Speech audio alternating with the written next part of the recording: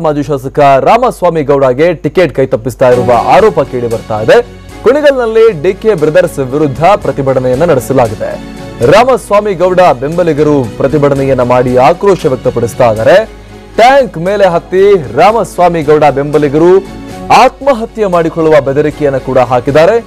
ಸಂತೋಷ್ ಆತ್ಮಹತ್ಯೆಗೆ ಪ್ರಯತ್ನ ಪಟ್ಟ ರಾಮಸ್ವಾಮಿ ಗೌಡ ಬೆಂಬಲಿಗ. ಡಿಕೆ ಬ್ರದರ್ಸ್ ಪ್ರತಿಕೃತಿ ದಹಿಸಿ ಆಕ್ರೋಶವನ್ನ ವ್ಯಕ್ತಪಡಿಸಲಾಗಿದೆ. ಡಿಕೆ ಶಿವಕುಮಾರ್, ಡಿಕೆ ಸುರೇಶ್ 420ಗಳು ಅಂತ ತೀವ್ರ ಆಕ್ರೋಶವನ್ನ ವ್ಯಕ್ತಪಡಿಸಲಾಗಿದೆ. ರಾಮಸ್ವಾಮಿ ಗೌಡರಿಗೆ ಟಿಕೆಟ್ ಕೊಡುವಂತೆ ಒತ್ತಾಯವನ್ನ ಮಾಡಲಾಗಿದೆ. ಅರೆಬೆತ್ತಲೆಯಾಗಿ ರಸ್ತೆಯನ್ನ ತಡೆದು ಬೆಂಬಲಿಗರು ಪ್ರತಿಭಟನೆಯನ್ನ ನಡೆಸಿದ್ದಾರೆ. ಶಾಸಕ ಬೇಬಿ ರಾಮಸ್ವಾಮಿ ಗೌಡರ ಕಚೇರಿ ಮುಂದೆ ಇಲ್ಲಿ ಪ್ರತಿಭಟನೆಯನ್ನ ಹಮ್ಮಿಕೊಳ್ಳಲಾಗಿದೆ. ಸ್ಥಳದಲ್ಲಿ ಬಿಗುವಿನ ವಾತಾವರಣ ನಿರ್ಮಾಣ ಆಗಿದೆ. ಡಿಕೆ ಶಿವಕುಮಾರ್, ಡಿಕೆ ಸುರೇಶ್ 420ಗಳು ಅಂತ ಇಲ್ಲಿ ಘೋಷಣೆಯನ್ನ ಕೂಗಲಾಗ್ತಾ ಇದೆ. ರಾಮಸ್ವಾಮಿ ಗೌಡರಿಗೆ ಟಿಕೆಟ್ ಕೊಡಬೇಕು ಅಂತ ಒತ್ತಾಯವನ್ನ ಮಾಡಲಾಗ್ತಾ ಇದೆ. ಅರೆಬೆತ್ತಲೆಯಾಗಿ ರಸ್ತೆ ತಡೆದು ಬೆಂಬಲಿಗರು ಪ್ರತಿಭಟನೆಯನ್ನ ನಡೆಸ್ತಾ ಇದ್ದಾರೆ. ಶಾಸಕ ಬೇಬಿ ರಾಮಸ್ವಾಮಿ ಗೌಡರ ಕಚೇರಿ ಮುಂದೆ ಈ ಪ್ರತಿಭಟನೆಯನ್ನ ನಡೆಸಲಾಗ್ತಾ ಇದೆ.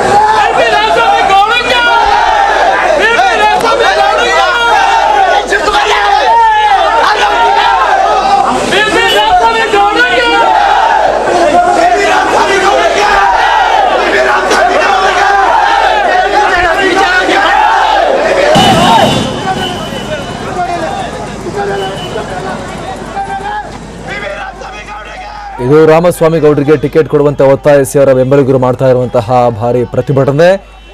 ಈ ಬಗ್ಗೆ ಮತ್ತಷ್ಟು ಮಾಹಿತಿಯನ್ನು ಕೊಡ್ತಾರೆ ನಮ್ಮ ಪ್ರತಿನಿಧಿ ಮಹೇಶ್. ಇಲ್ಲಿ ಡಿ.ಕೆ. ಸುರೇಶ್ ಮತ್ತು ಡಿ.ಕೆ. ಶಿವಕುಮಾರ್ ಅವರ ವಿರುದ್ಧ ತೀವ್ರ ಆಕ್ರೋಶ ವ್ಯಕ್ತಪಡಿಸಿ ಭಾರಿ ಪ್ರತಿಭಟನೆಯನ್ನ ಮಾಡಲಾಗ್ತಾ ಇದೆ. ಅವರ ಪ್ರತಿಕೃತಿಗಳನ್ನ ರಸ್ತೆಗೆ ಹಾಕಿ ತುಳಿದು 420ಗಳು ಅಂತ ಕರೆದು ಆಕ್ರೋಶ ವ್ಯಕ್ತಪಡಿಸ್ತಾ ಇದ್ದಾರೆ. ಇಲ್ಲಿ ಖಂಡಿತ ಅಮರ್ ಪ್ರಸಾದ್, ಏನು ಅಂತ ಹೇಳಿದ್ರೆ ಕುಣಗಲ್ನಲ್ಲಿ ಮುಗಿಲೆದ್ದ ಆಕ್ರೋಶ ಅಂತಾನೆ ಹೇಳ್ಬೋದು. ಯಾಕಂದ್ರೆ ಕಾಂಗ್ರೆಸ್ನ ಮಾಜಿ ಶಾಸಕರಾದಂತ ರಾಮಸ್ವಾಮಿ ಗೌಡರಿಗೆ ಟಿಕೆಟ್ ತಪ್ಪಿಸಿರುವ ಹಿನ್ನೆಲೆಯಲ್ಲಿ ಏನು ಡಿ.ಕೆ. ಬ್ರದರ್ಸ್ ಮಿಗ್ಲು ಆಕ್ರೋಶ ವ್ಯಕ್ತಪಡಿಸಿರುವಂತದ್ದು. ಏನು ಕುಣಗಲ್ನಲ್ಲಿ ರಾಮಸ್ವಾಮಿ ಗೌಡರ ಮತ್ತೆ ಅವ್ರ ಬೆಂಬಲಿಗರ ಆಕ್ರೋಶ ವ್ಯಕ್ತಪಡಿಸಿರುವಂತದ್ದು. ಏನು ಈ ವೇಳೆ ಒಬ್ಬ ಯುವಕ ಓವರ್ ಟ್ಯಾಂಕ್ ಮೇಲೂ ಕೂಡ ಆತ್ಮಹತ್ಯೆಗೂ ಕೂಡ ಪ್ರಯತ್ನ ಮಾಡಿರುವಂತದ್ದು. ಸಂತೋಷ್ ಎಂಬ ಯುವಕನಿಂದ ಆತ್ಮಹತ್ಯೆ ಮಾಡಿದ್ದಾರೆ. ಇದಲ್ಲದೆ ಏನು ಅವರ ಕಚೇರಿ ಮುಂದೆ ಏನ್ ಟಿಕೆಟ್ ಕೈ ತಪ್ಪಿದ್ರೆ ನಾವು ಆತ್ಮಹತ್ಯೆಗೂ ಕೂಡ ಪ್ರಯತ್ನ ಪಡ್ತೀವಿ ಅಂತ ಹೇಳಿ ಏನೋ ವಿಷ ಕುಡಿಯಲು ಕೂಡ ಏನು ಪ್ರಯತ್ನ ಮಾಡಿರುವಂತದ್ದು. ಏನು ಡಿ.ಕೆ. ಶಿವಕುಮಾರ್ ಹಾಗೂ ಡಿ.ಕೆ. ಸುರೇಶ್ ಅವರು 420 ಅಂತೇಳಿ ಏನು ಘೋಷಣೆಗಳೊಂದಿಗೆ ಆಕ್ರೋಶ ವ್ಯಕ್ತಪಡಿಸಿದ್ರು. ಈ ವೇಳೆ ಇವರಿಬ್ಬರ ಪ್ರತಿಕೃತಿ ಕೂಡ ಏನು ದಾನ ಮಾಡಿರುತ್ತದೆ. ಯಾಕಂದ್ರೆ ಈ ಎಲ್ಲದಕ್ಕೂ ಕಾರಣ ಏನಂತ ಹೇಳಿದ್ರೆ ಡಿ.ಕೆ. ಬ್ರದರ್ಸ್ ನ ಸಂಬಂಧಿ ಏನು ಡಾಕ್ಟರ್ ರಂಗನಾಥ್ ಎಂಬುವರು ಈ ಕ್ಷೇತ್ರದ ಆಕಾಂಕ್ಷಿಯಾಗಿರುವಂತದ್ದು. ಸದ್ಯ ಅವರಿಗೆ ಮೇಲ್ನೋ ಟಿಕೆಟ್ ಆಗುತ್ತೆ ಎಂಬ ಒಂದು ಹಿನ್ನೆಲೆಯಲ್ಲಿ ಈ ಒಂದು ಏನು ಇಂದು ಸಂಜೆ ಪ್ರಕಟವಾದಂತ ಏನ್ ಪಟ್ಟಿಯಲ್ಲಿ ಡಾಕ್ಟರ್ ಏನು ರಾಮಸ್ವಾಮಿ ಗೌಡರ ಹೆಸರಿಲ್ಲ ಅಂದ್ರೆ ಇನ್ನು ಮುಂದೆ ಏನು ಉಗ್ರವಾದ ಹೋರಾಟ ಕೂಡ ಮಾಡಲಾಗ್ತದೆ. ಡಿ.ಕೆ.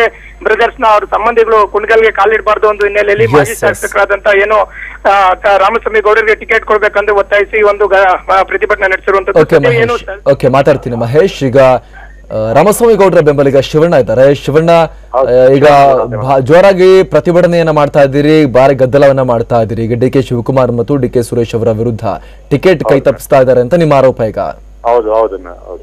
ಈಗ ಏನ್ ಮಾಡ್ತೀರಾ ಈಗ ಮುಂದೆ? ಹಾಗಾದ್ರೆ ನಾವು ವಿರುದ್ಧ ಹೋರಾಟ ಮಾಡ್ತೀವಿ. ತಾಲೂಕಿನಾದ್ಯಂತ ಪ್ರತಿ ಬೂತ್ ಅಲ್ಲೂ ಕೂಡ ಉಗ್ರ ಹೋರಾಟ ಮಾಡ್ತೀವಿ. ಈಗ ಟಿಕೆಟ್ ಕೈ ತಪ್ಪೋದು ಕನ್ಫರ್ಮ್ ಆಗಿ ಹೋಗಿದ್ಯಾ? ಕೈ ತಪ್ಪ ಚಾನ್ಸಸ್ ಇದೆ ಅಂತ ಹೇಳ್ತಾ ಇದಾರೆ. ಯಾರಿಗೆ ಕೊಡ್ತಾರಂತೆ? ರಂಗನಾಥ್ ಅವರ ತಂಗೆ ಗಂಡನಿಗೆ, ಅವರ ಹೆಂಡತಿ ತಂಗೆ ಗಂಡನಿಗೆ, ಡಿ.ಕೆ. ಶಿವಕುಮಾರ್ ಅವರ ಹೆಂಡತಿಯ ತಂಗೆ ಗಂಡನಿಗೆ. ಅವರು ವೋಟರ್ ಲಿಸ್ಟ್ ಇನ್ನ ಬಂದಿಲ್ಲ, MLA ಮಾಡಕ್ ಬಂದಿದ್ದಾರೆ ಈ ತಾಲೂಕಲ್ಲಿ. ಈಗ ಇದನ್ನ ಯಾವ ರೀತಿ ರಾಜಕೀಯವಾಗಿ ಎದುರಿಸ್ತೀರಾ ನೀವು ಮತ್ತು ರಾಮಸ್ವಾಮಿ ಗೌಡ್ರೆಲ್ಲ ಅಂತ? ನಾವು ಅವ್ರ ಚಾನ್ಸ್ ಕೈ ತಪ್ಪಿದ್ರೆ ನಾವು ಇಂಡಿಪೆಂಡೆಂಟ್ ಆಗಿ ಹೋಗ್ತೀವಿ. ಇಂಡಿಪೆಂಡೆಂಟ್ ಹೋಗಿ ಚುನಾವಣೆ ಮಾಡ್ತೀವಿ ಸರ್. ತಾಲೂಕಿನ ಮತದಾರ ಬಂಧುಗಳಿದ್ದಾರೆ, ಮತದಾರರಿದ್ದಾರೆ. ಅವರ ಬೆಂಬಲದಿಂದ ನಾವು ತಾಲೂಕಿನಲ್ಲಿ ಪ್ರತ್ಯೇಕವಾಗಿ ನಿಂತ್ಕೊಂಡು ಚುನಾವಣೆ ಎದುರಿಸ್ತೀವಿ. ಅವ್ರನ್ನ ಎದುರಿಸಿ ಗೆಲ್ಲುವ ಶಕ್ತಿ ರಾಮಸ್ವಾಮಿ ಗೌಡ್ರಿಗಿದೆ? ಖಂಡಿತ ಇದೆ. ಈಗ ಮತ್ತೆ ಪ್ರತಿಭಟನೆ ಜೋರಾಗಿ ನಡೀತಾ ಇದೆಯಲ್ಲ, ಅಲ್ಲಿ ಯಾರೋ ಟ್ಯಾಂಕ್ ಮೇಲೆ ಹತ್ಕೊಂಡು ಸಾಯ್ತೀವಿ ಅಂತ ಹೆದರಿಸ್ತಾ ಇದಾರೆ. ಇನ್ನು ಕೆಲವರು ರಸ್ತೆದೆಲ್ಲ ಹಂಗಾಮ ಮಾಡ್ತಾ ಇದಾರೆ. 4 ಜನ ವಿಷ ಕುಡಿದಿದ್ದಾರೆ. ಬೆಂಗಳೂರು ಆಸ್ಪತ್ರೆಗೆ ಹಾಕಿದೀವಿ. ಇಬ್ರು ಇನ್ನೇನು ಸ್ಥಿತಿ ಚಿಂತಾಜನಕವಾಗಿದೆ. 4 ಜನ ವಿಷ ಕುಡಿದಿದ್ದಾರೆ ರಾಮಸ್ವಾಮಿ ಗೌಡ್ರ ಅಭಿಮಾನಿಗಳು. ಓಕೆ ಶಿವಣ್ಣ, ಮಾತಾಡ್ತೀನಿ. ಈಗ ಸ್ವತಃ ರಾಮಸ್ವಾಮಿ ಗೌಡ್ರ ಇದಾರೆ. ರಾಮಸ್ವಾಮಿ ಗೌಡ್ರೆ, ನಿಮಗೆ ಟಿಕೆಟ್ ಕೈ ತಪ್ಪಿಸಿ ಡಿ.ಕೆ. ಶಿವಕುಮಾರ್ ತಮ್ಮ ಪತ್ನಿಯ ತಂಗಿ ಗಂಡಂಗೆ ಟಿಕೆಟ್ ಕೊಡಿಸ್ತಾ ಇದಾರೆ ಅಂತ ನೀವೀಗ ರೊಚ್ಚಿಗೆದ್ದಿರುವಂತದ್ದು. ಈಗ ಏನ್ ಮಾಡ್ತೀರಾ ಮುಂದೆ ಅಂತ? ನಾನು ದೆಹಲಿನಲ್ಲಿದ್ದೀನಿ, ಇನ್ನು ಅನೌನ್ಸ್ ಆಗಿಲ್ಲ. ಕೈ ತಪ್ಪಿಸ್ಬೇಕು ಅಂತ ಬಹಳ ಹೋರಾಟ ಮಾಡ್ತಾ ಇದಾರೆ. ಯಾಕಾಗಿ? ಅವರು ಅವ್ರ ಡಿ.ಕೆ. ಶಿವಕುಮಾರ್ ಅವರ ಬ್ರದರ್ಗೆ ಟಿಕೆಟ್ ಬೇಕು ಅಂತ ಅಂದ್ಬಿಟ್ಟು ಡಿ.ಕೆ. ಶಿವಕುಮಾರ್ ಮತ್ತು ನಮ್ಮ MP ಆದಂತ ಸುರೇಶ್ ಅವರು ಇಬ್ರು ಹೋರಾಟ ಮಾಡ್ತಾ ಇದಾರೆ. ಇಲ್ಲಿ ನಾವು ಅದನ್ನ ನಮ್ಗ ಬೆಂಬಲ ಇಲ್ಲಿ ತಾಲೂಕು ಸರಿ ಸೋಲ್ಸ್ಬಿಟ್ಟಿದ್ರು. ನನ್ನ ಸೋಲ್ಸಿದ್ರ ನಿಮ್ ಗೆಲ್ಸ್ಲೇಬೇಕು ಅಂತ ಅಂದ್ಬಿಟ್ಟು ಜನರು ಒಂದು ಗುಂಪು ಮಾಡ್ಕೊಂಡಿದ್ದಾರೆ. ಕಾಂಗ್ರೆಸ್ನವ್ರು ಎಲ್ಲರನ್ನು ಕೂಡ ಒಂದು ಒಗ್ಗಟ್ಟಾಗಿದ್ದಾರೆ. ಇವ್ರು ಕೆಲವೇ ಜನ ಕಟ್ಕೊಂಡು ಹೋದ ವಿರೋಧ ಮಾಡುವಂತ ಕೆಲವು ಜನ ಕಟ್ಕೊಂಡು ಅವರು ಹೋರಾಟ ಮಾಡ್ತಾ ಇದಾರೆ. ಇದು ಹೈಕಮಾಂಡ್ ಗಮನಕ್ಕೆ ಎಷ್ಟೇ ಅವ್ರ ಗುರುತಿಸ್ತಲ್ಲ ಹೈಕಮಾಂಡ್ ನವರು ಇದನ್ನೆಲ್ಲ ಗಣನೆ ತಗೊಂತಾ ಇಲ್ಲ. ನಾನು 42 ವರ್ಷ ಕಾಂಗ್ರೆಸ್ ಬಾವುಟ ಒತ್ತಿದ್ದೀನಿ, ಯಾವತ್ತೂ ಪಕ್ಷ ವಿರೋಧಿ ಚಟುವಟಿಕೆ ಮಾಡಿಲ್ಲ.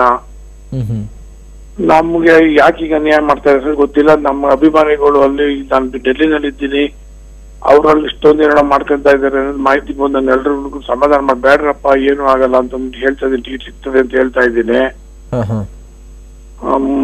ಆ ತರದಲ್ಲಿ ನಾನು ಡೆಲ್ಲಿನಲ್ಲಿ ವರ್ಕೌಟ್ ಮಾಡ್ತಾ ಇದ್ದೀನಿ ಸರ್. ನಮ್ಮ ಲೀಡರ್ಸ್, ನಮ್ಮ ಹೈಕಮಾಂಡ್ ಭೇಟಿ ಮಾಡ್ತಾ ಇದ್ದೀನಿ. ನಾನು ನಮ್ಮ ಕ್ಷೇತ್ರದ ಜನತೆಯ ಪರವಾಗಿ ಹೋರಾಟ, ನನ್ನ ಪರವಾಗಿ ನಾನು ಹೋರಾಟ ಮಾಡ್ತಾ ಇದ್ದೀನಿ ಸರ್. ಈಗ ಟಿಕೆಟ್ ಕೈ ತಪ್ಪಿದ್ರೆ ಏನ್ ಮಾಡ್ತೀರಾ ರಾಮಸ್ವಾಮಿ ಗೌಡ್ರೆ? ಏನ್ ರಾಜಕೀಯವಾಗಿ ಯಾವ ಹೆಜ್ಜೆ? ಟಿಕೆಟ್ ಕೈ ತಪ್ಪಿದ್ರೆ ನಮ್ಮ ಜನತೆ ಇಂಡಿಪೆಂಡೆಂಟ್ ನಿಂತ್ಕೊಳ್ಳೇಬೇಕು ಅಂತ ಮೊದಲಿಂದ ಹೇಳ್ಕೊಂಡ್ ಬರ್ತಾ ಇದ್ದಾರೆ. ನಾನು ಇಂಡಿಪೆಂಡೆಂಟ್ ಅರ್ಜಿ ಹಾಕ್ತಾರೆ ಮುಂದೆ. ಇಂಡಿಪೆಂಡೆಂಟ್ ಆಗಿ ಕಂಟೆಸ್ಟ್ ಮಾಡ್ತಾರೆ, ಯಾವ್ದೋ ಪಾರ್ಟಿಯಿಂದ ಕಂಟೆಸ್ಟ್ ಮಾಡಲ್ಲ?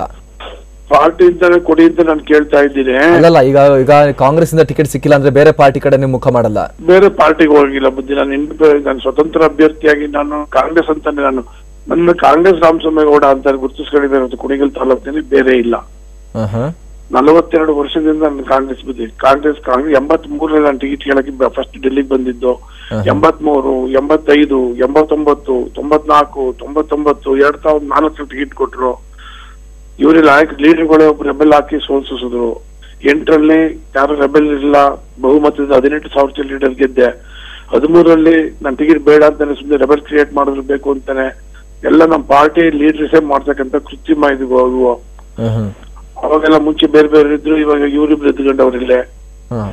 ನಂದು ಏನು ತಪ್ಪಿಲ್ದವ್ರು ಕೂಡ ನನ್ನ ದಕ್ಷ ಆಡಳಿತ, ಸ್ವಚ್ಛ ಕೈ, ಸ್ವಚ್ಛ ಹಸ್ತದಿಂದ ನಾನು ಇದ್ ಮಾಡಿದೀನಿ. ಎಲ್ಲೂ ಯಾವ ತರದ ನನ್ನ ಕರಪ್ಟಿವ್ ಇಲ್ಲ. ನನ್ನ ಕೈಲಾಗಿ ಸೇವೆ ಮಾಡಿದೀನಿ ಕಾನ್ಸ್ಟಿಟ್ಯೂನ್ಸಿಗೆ. ಇದ್ರಿಂದ ಜನಾಭಿಮಾನದಿಂದ ಒದ್ದಾಡ್ತಾವ್ರೆ ಬುದ್ಧಿಯಲ್ಲಿ. ನನಗೆ ಬೇಸರ ಆಗ್ತಾ ಇದೆ, ನನ್ನ ಕಡೆ ನೀರ್ ಬರ್ತಾ ಇದೆ.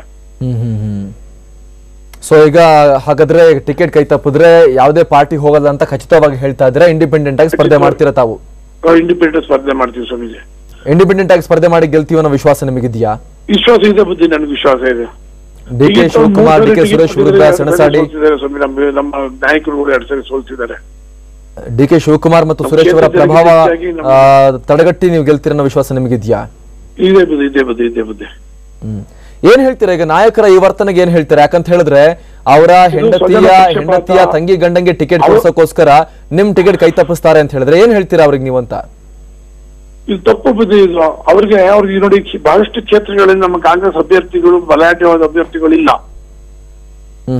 ಅಂತ ಕಡೆ ಅಭ್ಯರ್ಥಿಗಳನ್ನ ಹುಟ್ಟಾಕಿ ಪಕ್ಷವನ್ನು ಬೆಳೆಸೋದಕ್ಕಿಂತ ಕೆಲಸ ಮಾಡ್ಬೇಕೆ ಹೊರತಾಗಿ ಪಕ್ಷ ಗೆಲ್ತದೆ ಅಂತಕ್ಕಂತ ವಿಶ್ವಾಸ ಇರ್ತಕ್ಕಂತ ಅಭ್ಯರ್ಥಿಗಳಿಗೆ ಇವ್ರು ತೊಂದರೆ ಕೊಟ್ಟು ಕಾಂಗ್ರೆಸ್ ಹೊರಗುಂಟು ಮಾಡ್ತಾ ಇರ್ತಕ್ಕಂಥ ತಪ್ಪು. ಇದು ನಾಯಕರ ಲಕ್ಷಣ ಅಲ್ಲ. ಇದು ನಾಯಕರಾದವರು ಗೆಲ್ಲುವಂತ ಸೀಟ್ಗಳನ್ನ ಫ್ರೀ ಆಗಿಬಿಟ್ಟು ಅವ್ರು ಗೆಲ್ಲಕ್ಕೆ ಅವಕಾಶ ಮಾಡ್ಕೊಡ್ಬೇಕು.